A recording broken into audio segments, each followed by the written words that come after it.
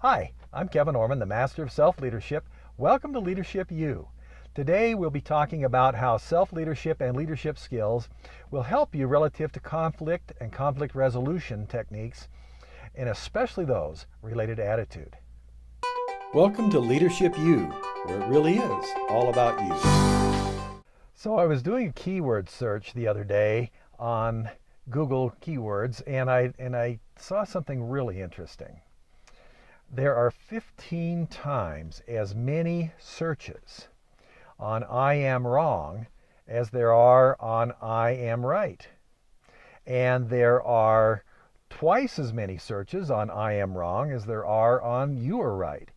And there are 6 times as many searches on I am wrong as there are on conflict resolution techniques. Now, as I looked at that, I thought about that, and I thought about my own life, and at least in my case, and I expect in the case of a lot of other people, what this is really indicative of is a lousy attitude about yourself, a lousy self-image. Here's the problem with that. Whatever that image is of yourself, whatever you choose as your self-image, and whatever you really believe and buy into is going to determine your thinking, your feelings, your destiny, your attitude. Remember, I talked earlier about attitude. Attitude is not what happens to you, it's how you think about and process what happens to you.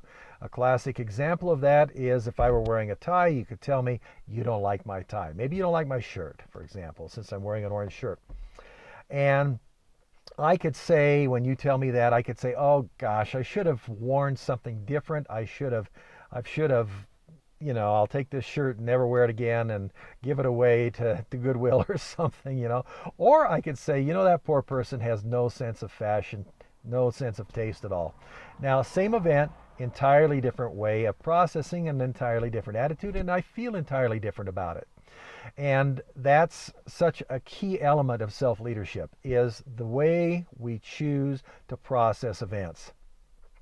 So when we're talking now about conflict and conflict resolution, one of the things that creates conflict is improper attitudes about ourselves and others. And so an unwillingness to value ourselves. Now, in my case, a little backstory, I was raised, as I've mentioned earlier, in a rough situation, and I was told every day how worthless I was.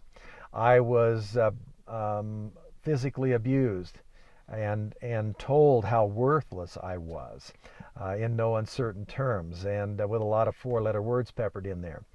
And the thing about that is, as a kid, of course, I believed it.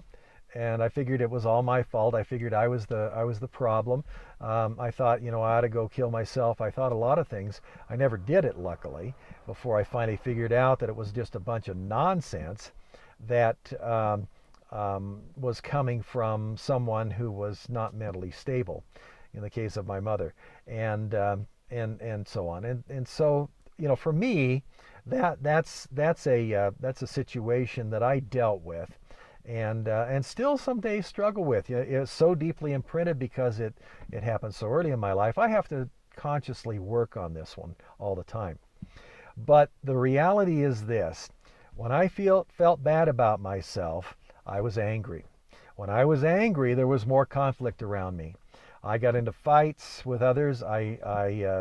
Sometimes it was yelling and screaming. Sometimes it was actual physical altercations. But that sort of thing. My attitude was such that I created all kinds of conflict, and I didn't realize it at the time. I thought I was the victim of all this stuff and all these other stupid people and all the things that they did, how everybody hated me and all this other kind of stuff. The reality is, the only person who really hated me, that mattered, was me. My opinion was the only one that really mattered about me. Look, your opinion of me, my mother's opinion of me, my dad's opinion of me, my siblings' opinions of me, all those things are none of my business. They're your business and their business. It's your opinion, not mine. My opinion of me is the one that's my business. My opinion of me is the one that controls how I respond to the world. And so that's true for everybody. That's true for all of us. And so one of the core self-leadership skills is to comprehend that and then to choose better attitudes about ourselves.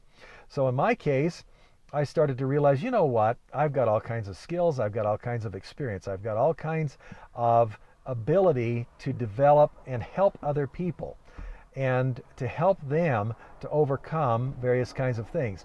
One of which is attitudes that create conflict. And so one of the things that we need to really recognize, and the thing that today's lesson is really all about with Leadership U, is that attitude that I choose about myself, that attitude that you choose about yourself. It needs to be appropriate and balanced. Now, I don't walk on water without getting my sandals wet, and neither do you. But the point is that we need to properly evaluate and then properly value ourselves. And do that in the context of always improving, because that is one of the core self-leadership tasks and skills, is to continually improve yourself. So that's the lesson for today, and have a great one and enjoy your week. All the best to you and yours. I hope you had a good Mother's Day. If you're a mother, if you were visiting a mother or are married to one, or have one or don't have one, whatever the case may be. Nonetheless, I hope you had a good holiday, and all the best, and we'll see you on the flip side.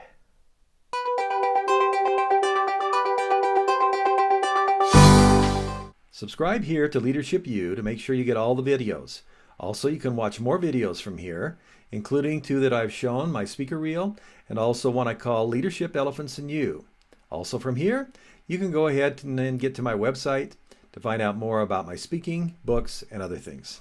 Have a great day. See you on the flip side.